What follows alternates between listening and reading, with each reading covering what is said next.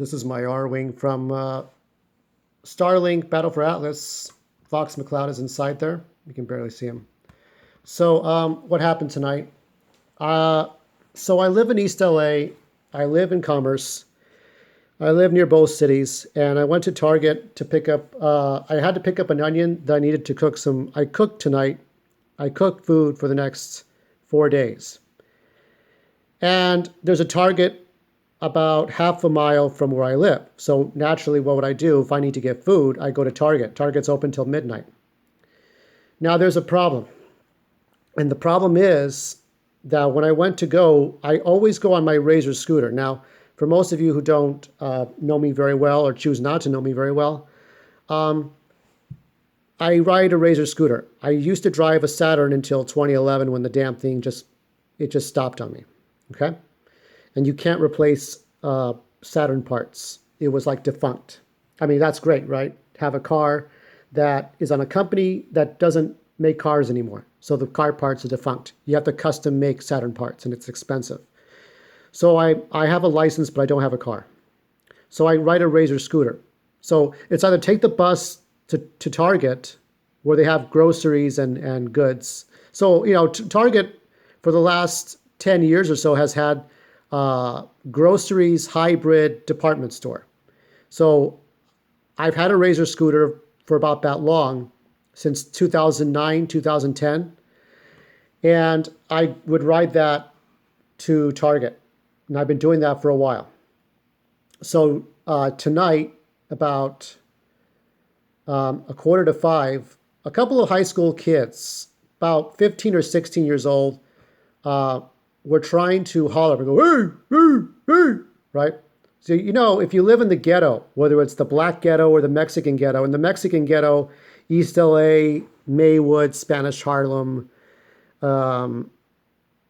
Linwood, poor parts of town, you always have these kids that go, like buggy eyes and buggy teeth, okay? They look like a bunch of inbred SOBs, right?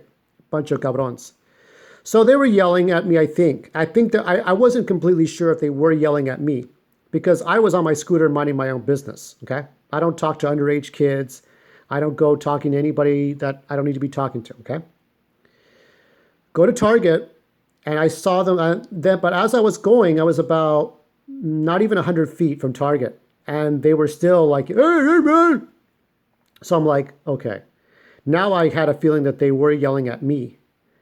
But I'm like, okay, you know, it's a golden rule. The golden rule is in the ghetto is if you don't touch a guy's girlfriend, you don't touch a guy's car, you don't touch a guy's money or his other personal precious belongings, or piss on them, you don't key anybody's car, they don't fuck with you, right? Is that right? I mean, do you all agree with that? Okay. So if you don't touch people's stuff, they won't follow you. Yet these two kids who are about 15 to 16 years old were following me.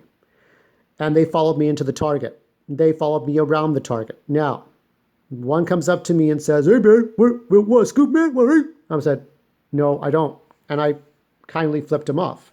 Now, of course, when you flip somebody off, you're inviting somebody to start shit. But here's the thing. As someone who was bullied and hazed when I was in high school back in the, in elementary school and high school from the 80s to the 90s, I know what it means to be bullied. So I knew that these kids weren't going to go away if I asked them to please go away. So I ran off to the grocery section, literally, try to get my stuff quickly. These kids followed me. They talked to me again, and I said, fuck off, as loud as I could to tell them to leave. So at that point, I'm like, okay, these kids aren't going anywhere. I tried to find a security guard. Security guard wasn't around. I went down and I went off, but I went into the direction of a security car. Now, there's security kind of police force that's only for the parking lot because, as most people would understand, parking lots, businesses and strip malls are private property. The police cannot go onto private property unless they have non-police business or someone requests 911, which I did later, but I'll tell you as I go on. So I get my shopping done. I buy an onion and some coffee cups because I make coffee in the morning. I'm on my way home because I forgot these two things when I went shopping on Friday. I always go groceries shopping on Friday. So they were still following me. and they were going to follow me throughout. Now, what are the odds you think that I was going to trust these kids not to follow me outside the parking lot? Like this much, okay? See that? That's how much I trusted them not to go outside the parking lot.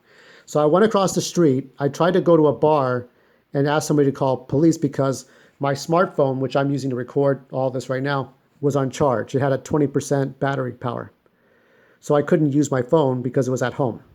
I didn't have change or money to go call. The guy told me to go call a payphone. I didn't have change. I asked him to help. So after 5 minutes of, asking for help, the guy at the Mexican restaurant bar didn't help me. So I went 2 blocks west to Carl's Jr. and I was able to get, because the manager is pretty nice to me.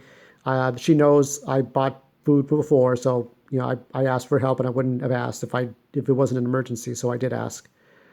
Got through to dispatch, told them what the problem was, that I didn't trust these kids not to come near me or to follow me home because I live half a mile from the house. I mean, half a mile from Target. My house is there. Do you think I want these little pieces of shit to go and follow me to my house? Because once they know where the fuck I live, then we're going to have real problems, okay? Because at the least, I would hose them down.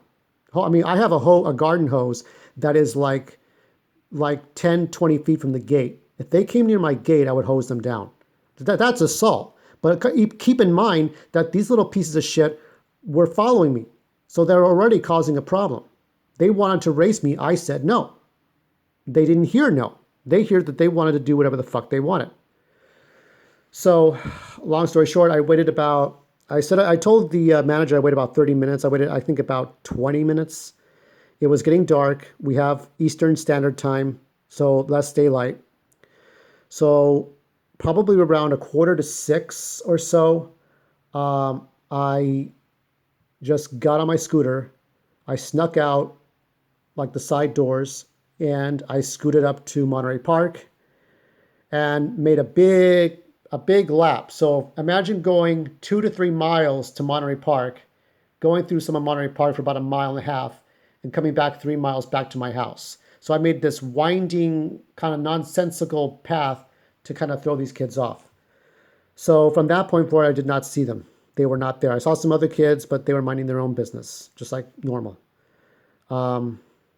But that'll be the last time I go to that Target because I don't want to be stalked. Now, I don't want to paint a rose-colored picture of myself. Did I ever stalk anybody when I was in high school? Yes.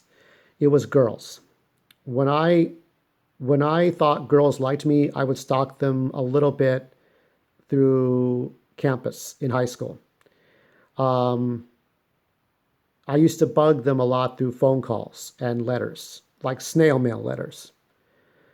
And they told me to kind of fuck off. They didn't tell me exactly to fuck off, but they told me to just get lost. And after a couple of weeks of that, I just stopped calling them. I stopped.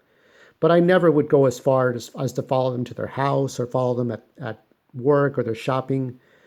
Even though there were girls that kind of got me mad. There's a difference between getting upset and then stalking a female and hurting them. That's breaking the law. That's going to jail. That's going to prison. Okay. That's why. So for a lot of you incels that ever even had that thought, don't have that thought. Okay. So that's the worst I've ever done. I used to follow girls around college campus or high school campus and call them a lot if they gave me their number.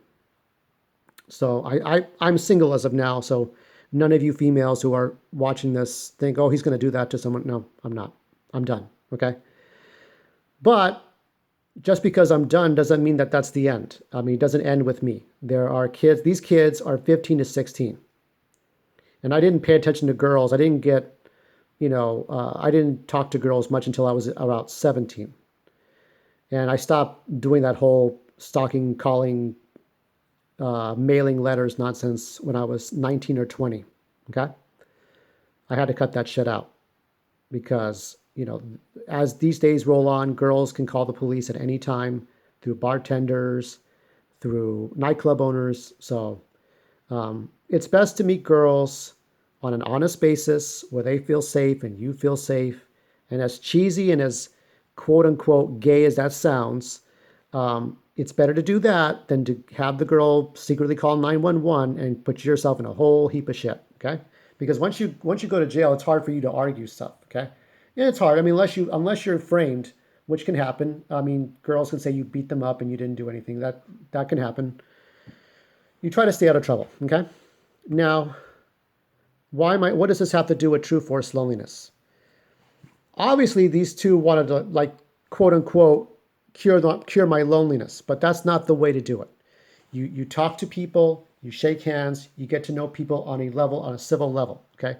Like, for example, if I was doing a teens program where we get kids to read books to each other and young adult books and something like that, and I met young adults and we shake hands and we talk and we have intellectual conversation at a public library and I'm volunteering. Okay, there's gray area.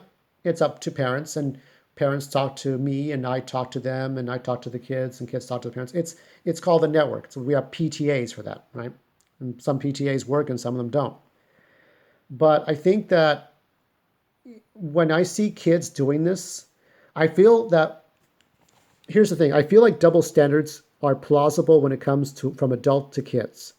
It was okay for us to make mistakes and fuck up, but we don't want to see our children do that. Now, I have no children. I have nieces. I have a second cousin who is almost like a nephew to me. So I hope I hope their mothers and fathers teach them well. And one of the things to teach them well is do not follow people you have no business with. Okay.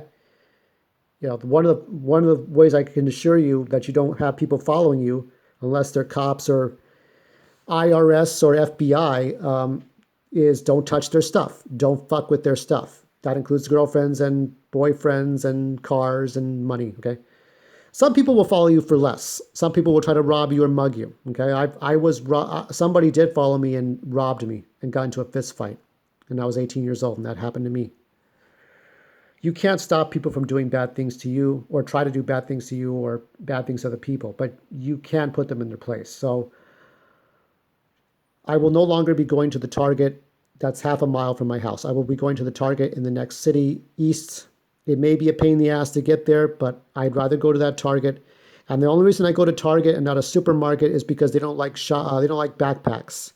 And because I carry a scooter now and not a car, I I have to take a backpack. So I can't go to Ralph's and I can't go to Food for Less or Albertsons or Smart and Final Extra or any of that stuff. So that's it. That's all I want to say. I want you all to have a good week. If anybody does that to you, call 911. Have a friend pick you up, drive you out, get some change for the bus and take a bus out. You confront your attackers if you have to. If you don't, don't. Don't seek revenge, especially on kids, okay? Peace out, and let's fly out of here. Let's fly to next week, because tomorrow's Monday and today's today.